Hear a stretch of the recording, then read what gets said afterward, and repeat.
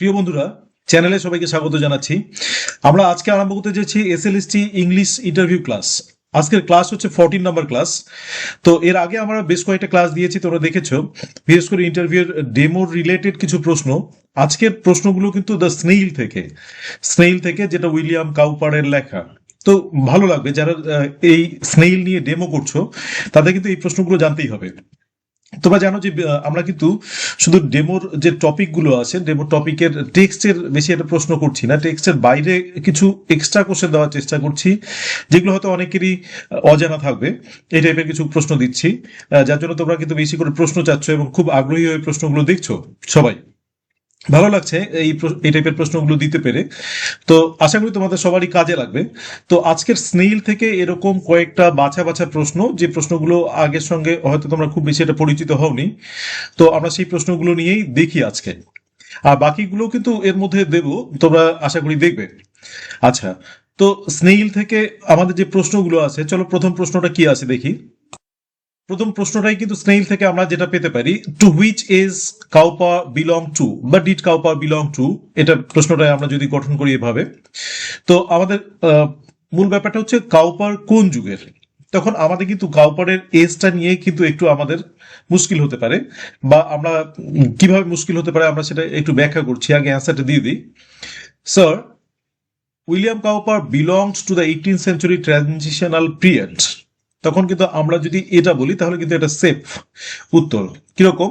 William Cowper হচ্ছেন 18th century transitional পিরিয়ডে belong করেন, অর্থাৎ 18th সেঞ্চুরি ট্রানজিশনাল পিরিয়ডের পোয়েট। আমরা এটা ক্লিয়ারলি বলতে পারি।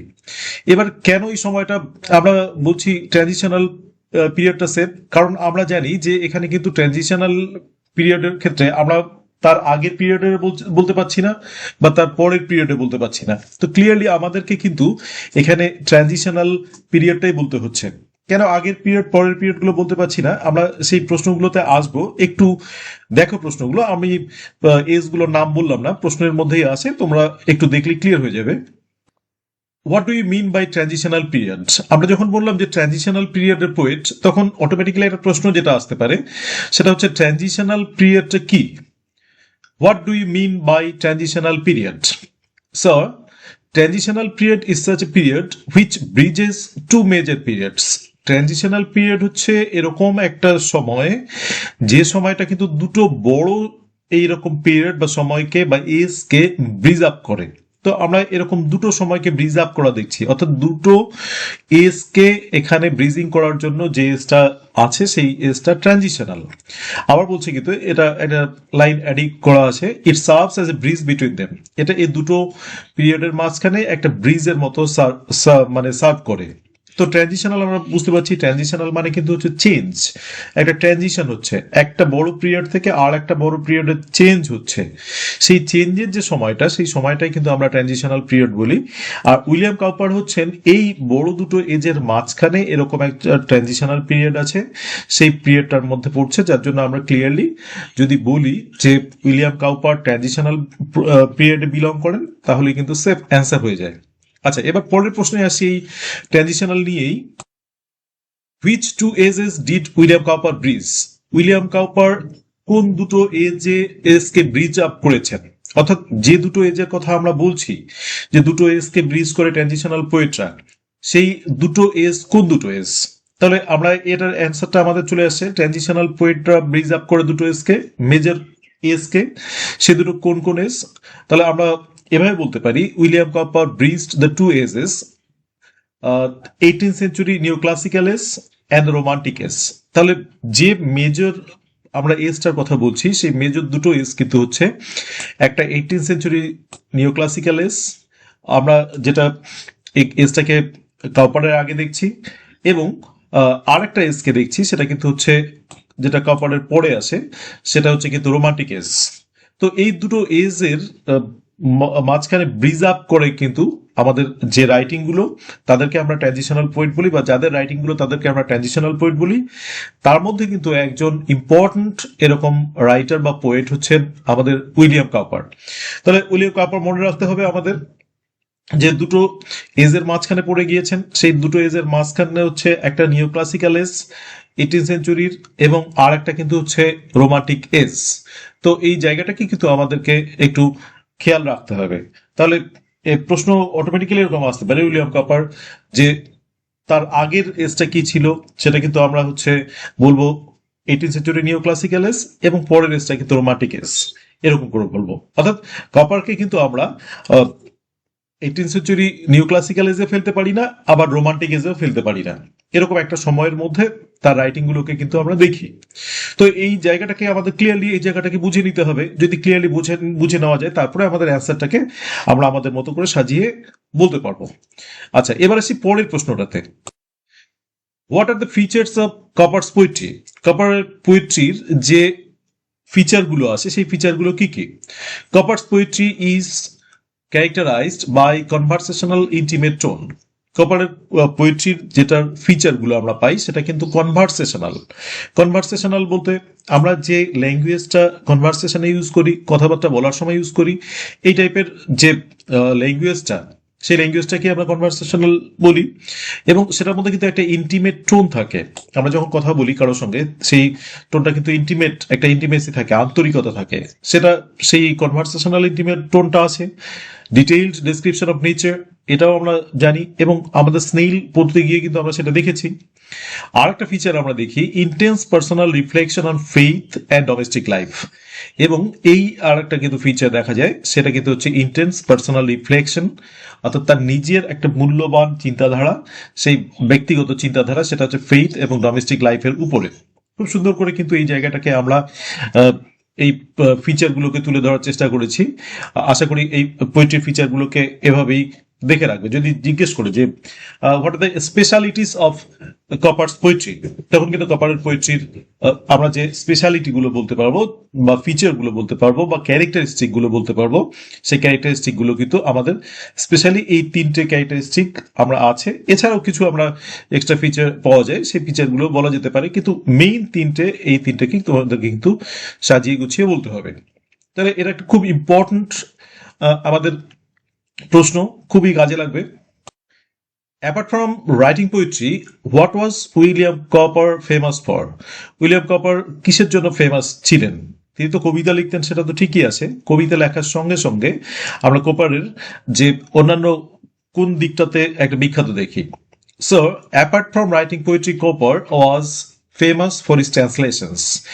এবার আমরা কিন্তু পাচ্ছি উইলিয়াম কপার ফেমাস ছিলেন তার ট্রান্সলেশনের জন্য, অর্থাৎ তিনি বিশেষ কিছু ট্রান্সলেট করেছিলেন, যে ট্রান্সলেশনগুলো কিন্তু খুবই গুরুত্বপূর্ণ। কি কি ট্রান্সলেশন করেছিলেন? He translated the famous epics of Homer.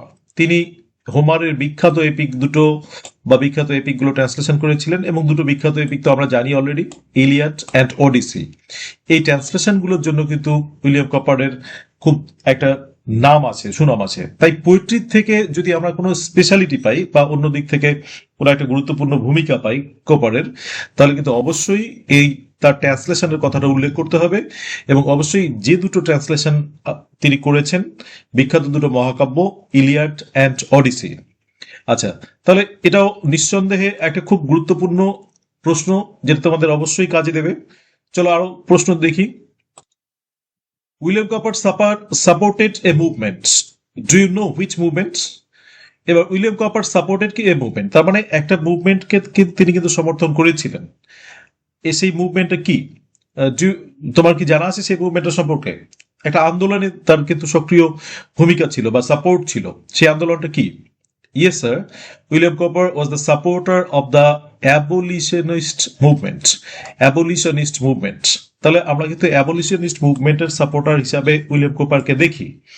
তাহলে সাপোর্টার পাচ্ছি, খুব গুরুত্বপূর্ণ একটা প্রশ্ন, এবং আমাদের এই মুভমেন্টটা সম্পর্কে আমাদের একটু জানতে হবে। চলো তাহলে একটু পরের প্রশ্নে দেখি। What was the abolitionist movement? Abolitionist মুভমেন্টটা কি? তাহলে এটা আমরা জানলে আরো ক্লিয়ার হয়ে যাবে। আচ্ছা, অ্যাবলিশনিস্ট মুভমেন্টটা দেখি। The abolitionist movement was 18th and 19th century social political movement to end the transatlantic slave trade and chattel slavery. তাহলে কিন্তু আমরা সংক্ষেপে বলতে পারি যে সে সময় কিন্তু স্লেভ ট্রেড চলছিল এবং চ্যাটেল স্লেভারি চলছিল। এই দুটো বা এ দুটোকে শেষ করার জন্য যে মুভমেন্টটা হয়, সোশ্যাল এবং পলিটিক্যাল মুভমেন্টটা হয়, সেটাকে কিন্তু আমরা বলি অ্যাবলিশনিস্ট মুভমেন্ট। তাহলে চ্যাটেল স্লেভ ট্রেড তোমরা জানো যে দাস প্রথা, কেনা বেচা, সেটাকে আমরা স্লেভ ট্রেড বলছি। এবং চ্যাটেল স্লেভারিটা জানো যে কোনো দাস যখন বিকৃত হয়ে কোনো একটা মালিকের অধীনে থাকে, সেটা কিন্তু আমরা চ্যাটেল স্লেভারি বলি। তো এটা আটলান্টিক মহাসাগরের যে এরিয়াগুলোতে ছিল, সেই এরিয়াগুলোতে এই স্লেভ ট্রেডটা এবং চ্যাটেল স্লেভারিটা চলছিল। তো সেটাকে শেষ করার জন্য পলিটিক্যাল এবং সোশ্যাল একটা মুভমেন্ট হয় 18 সেঞ্চুরি এবং 19 সেঞ্চুরিতে। সেটাকে কিন্তু নাম দেওয়া হয় অ্যাবলিশনিস্ট মুভমেন্ট, এবং এটার সাপোর্টার ছিলেন আমাদের উইলিয়াম কপার। আচ্ছা, খুব ইম্পর্টেন্ট প্রশ্ন এইটা সম্পর্কে, by whose works Cowper was deeply influenced. Cowper কার ওয়ার্কগুলো দিয়ে ডিপলি ইনফ্লুয়েন্স ছিলেন? অর্থাৎ কপারের আগে নিশ্চয়ই কিছু কিছু রাইটার ছিলেন যাদের লেখা দেখে কপার কিন্তু খুব ইনফ্লুয়েন্স ছিলেন। তো সে তারা কারা? Sir, Cowper was deeply influenced by the works of John Milton. তাহলে ইনফ্লুয়েন্সের কথা বলতে গেলে আমাদের প্রথমেই বলা যেতে পারে John Milton, Alexander Pope, James Thomson এবং আইজ্যাক ওয়ার্ডস। এদের লেখাগুলো দিয়ে কিন্তু এদের লেখাগুলোর খুব একটা বড় ইম্প্যাক্ট আমরা কোপারের লেখাগুলোর মধ্যে পাই। তো এই ইম্প্যাক্টটাও কিন্তু আমাদেরকে খেয়াল রাখতে হবে, এবং উইলিয়াম কুপারের ক্ষেত্রে এই লেখাগুলোর কিন্তু বিশেষ একটা ভূমিকা আছে। তো তার এই লেখাগুলোর বা স্নেইল বা এই টাইপের লেখাগুলো আমরা সব এই এনাদের রাইটিংকেই ফলো করে দেখি, বা এনাদের ইনফ্লুয়েন্সটাকে তার লেখার মধ্যে দেখি। On whom William Cowper had deep literary impact. কাদের উপর উইলিয়াম কপারের একটা ডিপ লিটারেরি ইম্প্যাক্ট ছিল? তাহলে এবার আমরা আগেটা পেয়েছি কাদের রাইটিং উইলিয়াম কপারের উপর একটা ইম্প্যাক্ট ফেলেছিল। এবার উইলিয়াম কপার কার উপর ইম্প্যাক্ট ফেলেন, অর্থাৎ তার পরবর্তী যারা লিখেছেন তারা উইলিয়াম কপারের যে লেখা পড়ে যাদের উপর একটা প্রভাব পাই আমরা, সেই রাইটাররা কারা? নিশ্চয়ই তারা কপারের পরের রাইটাররা হবেন। তারা কারা? Sir, Cowper had a deep impact on the writings of the major romantic poets like Wordsworth. দেখো ওয়ার্ডসওয়ার্থের রাইটিং এর উপর খুব একটা ইম্প্যাক্ট দেখা যায়, যেহেতু ওয়ার্ডসওয়ার্থ লিখেছিলেন কোলরিজ, রবার্ট বার্নস, রবার্ট সাউথে। এনাদের লেখাগুলোর উপর কিন্তু উইলিয়াম কপারের একটা ডিপ ইম্প্যাক্ট আমরা দেখি, এবং কিটসের রাইটিং এর উপরেও একটা ইম্প্যাক্ট আছে বলে ধরা হয়। তো যে লিটারি ইম্প্যাক্ট যেটা আমরা দেখি, বা লিটারেচারের বা রাইটিং এর উপর উইলিয়াম কপারের যাদের ইম্প্যাক্ট দেখি, তারা কিন্তু এই মেজর রোমান্টিক পোয়েটরা, অর্থাৎ যে ট্রানজিশনাল পোয়েট হিসাবে, অর্থাৎ বা প্রিগার্সেস অফ রোমান্টিক পোয়েট হিসাবে এই রোমান্টিক পোয়েটদের উপরে কিন্তু উইলিয়াম কপারের লেখাগুলোর খুব একটা ইম্প্যাক্ট আছে। তাহলে এই রাইটারদের লেখা কোন কোন রাইটাররা? তারা আমরা আবার বলছি, রাইটারগুলো হচ্ছে বা পোয়েটরা হচ্ছে William Wordsworth, Coleridge, Robert Burns, Robert Southey এবং কিটসের লেখার মধ্যেও। তো নিঃসন্দেহে এটাও মনে রাখার মতো একটা প্রশ্ন, এবং ভালো প্রশ্ন, অবশ্যই খেয়াল রাখবে। How was Cowper's poetic style? কপারের পোয়েটিক স্টাইলটা কিরকম ছিল? আচ্ছা, তাহলে অ্যান্সারটা এরকম আসবে, কপার ফেভার্ড সিম্পলার, অর্থাৎ তার লেখাটা তুলনামূলক সহজ, মোর কনভারসেশনাল ল্যাঙ্গুয়েজ। এবং আমরা কনভারসেশনাল নিয়ে আগে আলোচনা করলাম, যেটা যেটা আমরা আমাদের কলোকুয়াল আমাদের কথা বলার সময় ইউজ করি, সেটাকেই আমাদের কনভারসেশনাল ল্যাঙ্গুয়েজ আমরা বলবো। Of the bombastic language of the new classical age. New classical এজের মধ্যে যে আমরা একদম মারাত্মক মারাত্মক টাইপের ওয়ার্ড গুলো দেখি, টাপ টাপ ওয়ার্ড গুলো দেখি, বা বড় বড় ওয়ার্ড গুলোকে দেখি, সেই ল্যাঙ্গুয়েজটা কিন্তু, বা কঠিন ওয়ার্ড গুলোকে দেখি, সেই ওয়ার্ড গুলোকে কিন্তু তিনি অ্যাভয়েড করে একটা কনভারসেশনাল ল্যাঙ্গুয়েজ এবং কনভারসেশনাল টোন বা ইন্টিমেট একটা টোন নিয়ে আসার চেষ্টা করেছিলেন তার পোয়েট্রিতে। তাই ফেভার করতেন সিম্পলার এবং কনভারসেশনাল ল্যাঙ্গুয়েজটাকে, এবং যে টাফ ল্যাঙ্গুয়েজ বা ডিফিকাল্ট ল্যাঙ্গুয়েজটাকে নয়। তাহলে এখানে কিন্তু আমাদের সেই জায়গাটাকে ক্লিয়ার করে দিই যদি আমরা আমাদের মতো করে, তাহলে কিন্তু সেটা একটা ভালো হবে। তাহলে পরের প্রশ্নটা আমরা দেখি, what is the central theme of the poem the snail? তাহলে central theme of the poem snail আমাদের জানতে হচ্ছে এবার, বা রেডি করে নিতে হচ্ছে। The central theme of the poems the snail is solitude, resilience, self sufficiency in the face of adversity. তাহলে খুব সুন্দর করে কিন্তু এই সেন্ট্রাল থিমটাকে আমাদের বলতে হবে, বা আমরা নিজের মতো করে সেটাকে সাজিয়ে নিতে পারি, এবং সেভাবে কিন্তু আমরা বলতে পারি। তো এটাই আমাদের সেন্ট্রাল থিমটা। আচ্ছা, has the life of snail any metaphorical implication? স্নেইলের লাইফটার কি কোনো মেটাফরিক্যাল ইমপ্লিকেশন আছে? খুব ইম্পর্টেন্ট আমাদের একটা প্রশ্ন, অবশ্যই জানতে হবে। তাহলে এটার স্নেইলের লাইফটার কিন্তু একটা মেটাফরিক্যাল ইমপ্লিকেশনটাকে আমাদের বুঝতে হবে, বোঝার চেষ্টা করতে হবে। Yes, sir. The life of the snail has a deeper metaphorical implication. আমরা জানি মেটাফরিক্যাল ইমপ্লিকেশন একটা নিহিত নিহিত অর্থ থাকে এই মেটাফরিক্যাল ইমপ্লিকেশন দিয়ে। মেটাফোর আমরা জানি, সেক্ষেত্রে মেটাফরিক্যাল ইমপ্লিকেশনটাকে ব্যাখ্যা করা, সেই ব্যাখ্যাটা মেটাফরিক্যাল ইমপ্লিকেশন কতটা আছে বা কিরকম আছে। The life of the snail has a deeper metaphorical implication. Its life is the metaphor of the private space every individual seeks in his or her life. তাহলে মেটাফিজিক্যাল ইমপ্লিকেশনটা কি? মেটাফিজিক্যাল ইমপ্লিকেশনটা হচ্ছে যে স্নেইলের লাইফটা হচ্ছে আমরা যেরকম প্রত্যেকটা ব্যক্তি একটা প্রাইভেট স্পেস খুঁজি তাদের জীবনে, সেই প্রাইভেট স্পেসটা যে পাওয়ার চেষ্টা করি, সেটাই কিন্তু স্নেইলও তার প্রাইভেট লাইফটাকে পাওয়ার চেষ্টা করে। তাহলে স্নেইলের লাইফটার প্রাইভেট লাইফটাকে বোঝাচ্ছে আমাদের প্রাইভেট লাইফটার সঙ্গে তুলনা করে। তাহলে আমাদের প্রাইভেট লাইফটা অনেকটা স্নেইলের প্রাইভেট লাইফটার মতো। আমরা নিজেরাই যেরকম সবকিছু নিয়ে একটু একদম সেলফ সাফিসিয়েন্ট থাকতে চাই, অনেক সময় চেষ্টা করি থাকার, হয়ে উঠতে পারি না, সেই স্নেইলটাও কিন্তু সবসময় তার সেই প্রাইভেট লাইফটাকে সেইভাবে একাই থাকতে চায় এবং প্রাইভেট লাইফটাকে মেনটেন করতে চায়। আমরা দেখেছি কিন্তু কবিতার মধ্যে খুব সুন্দর করে সেই জিনিসটাকে বলে দেওয়া আছে যে ওর বিলঙ্গিংস গুলো নিয়ে ও একদম চুপচাপ থাকতে চায়। তাহলে এই প্রাইভেট স্পেসটা, private life of the snail and the private space of every individual is metaphorically explained here, but metaphorically compared here. আচ্ছা, এবার আবার দেখি জায়গাটাকে। In modern society people often strive to create a personal space. তাহলে আমরা সবাই কিন্তু এই আমাদের মডার্ন সোসাইটিতে কি করি, আমরা সবাই কিন্তু একটা পার্সোনাল স্পেস খুঁজি, একটা চেষ্টা করি যে পার্সোনাল স্পেস আমাদের একটা যেন থাকে, সেই পার্সোনাল স্পেসটাকে পাওয়ার চেষ্টা করি। আচ্ছা, যেটাকে আমরা প্রাইভেসি বলছি। Weather physically like a home, সেটা ফিজিক্যালি হতে পারে, একটা হোমের মতো একটা জায়গা থেকে আমাদের একটা প্রাইভেট স্পেস থাকবে বা পার্সোনাল স্পেস থাকবে।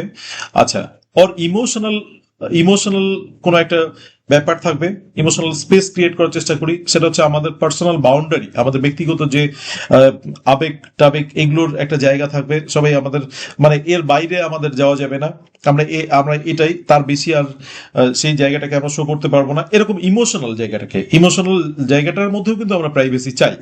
যেমন আমরা ফিজিক্যাল জায়গাটার মধ্যে প্রাইভেসি চাই, তেমন ইমোশনাল জায়গাটার মধ্যেও প্রাইভেসি চাই। whether they can feel protected where they can feel protected and undisturbed. সেই বাউন্ডারিটা এরকম হবে যেখানে কিন্তু আমরা প্রোটেক্টেড ফিল করতে পারি, আমাদের আর কেউ কোনো ক্ষতি করতে পারবে না এবং ডিস্টার্বও করতে পারবে না, যে কথাটা বললাম আমরা প্রাইভেসি। তাহলে এই প্রাইভেসিটা প্রত্যেকটা ইন্ডিভিজুয়াল চায়, প্রত্যেকটা মানুষ চায়। আমাদের সেই প্রাইভেসিটাকেই কিন্তু মেনটেন করে হচ্ছে স্নেইল, অর্থাৎ স্নেইলের সেই প্রাইভেসিটার সঙ্গে আমাদের লাইফের প্রাইভেসিটা, যেটা আমরা সবাই চেষ্টা করি পাওয়ার জন্য, এই দুটোকে একসঙ্গে খুব সুন্দর করে মানে ইমপ্লাইড করা আছে বা আমাদের কম্পেয়ার করা আছে ডিপার ইমপ্লিকেশন দিয়ে, যেটা আমরা মেটাফোরের সঙ্গে করি, যে একটা ইনার কম্পারিজন থাকে। সেই ইনার কম্পারিজনটা কিন্তু হচ্ছে এই দুটো, private life of the snail and the private life of every individual. তো খুব সুন্দর করে সেই জায়গাটাকেও আমরা তুলে ধরেছি মেটাফিজিক্যাল ইমপ্লিকেশন দিয়ে, মেটাফোরিক্যাল ইমপ্লিকেশন দিয়ে। Do you remember any other works of Cowper other than the snail? Snail ছাড়া আর কোনো কপারের কোনো কবিতার নাম বা ওয়ার্কের নাম কি তোমার মনে আছে? Sir, some of his important writings are The Tusk, The Ruse, The Morning Dream, etc. তাহলে এগুলো কিন্তু কয়েকটা ইম্পর্টেন্ট ওয়ার্কের, মানে এগুলো বেশ কয়েকটা ইম্পর্টেন্ট ওয়ার্কের মধ্যে এগুলোর আমরা নাম করতে পারি। তাহলে এগুলো ছিল খুব ইম্পর্টেন্ট কিছু প্রশ্ন। আমাদের প্রশ্ন কিন্তু সবসময় আমরা একটু আলাদা রকম দেওয়ার চেষ্টা করি। আশা করি প্রশ্নগুলো ভালো লাগে তোমাদের এবং তোমরা প্রশ্নগুলো চাও, ভালোই লাগে।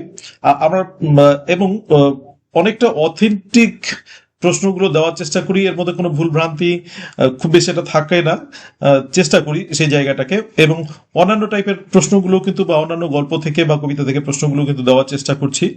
আশা করি ভালো লাগবে, সবারই কাজে দেবে। এবং তোমরাও এক টাইপের প্রশ্নগুলো পেতে পেতে একটু হয়তো বোর্ড বা একটু ভিন্ন স্বাদ খোঁজো, সেই স্বাদটা হয়তো পাবে। তো thank you for watching the video. Please subscribe the channel let's learn blooming birds and stay tuned.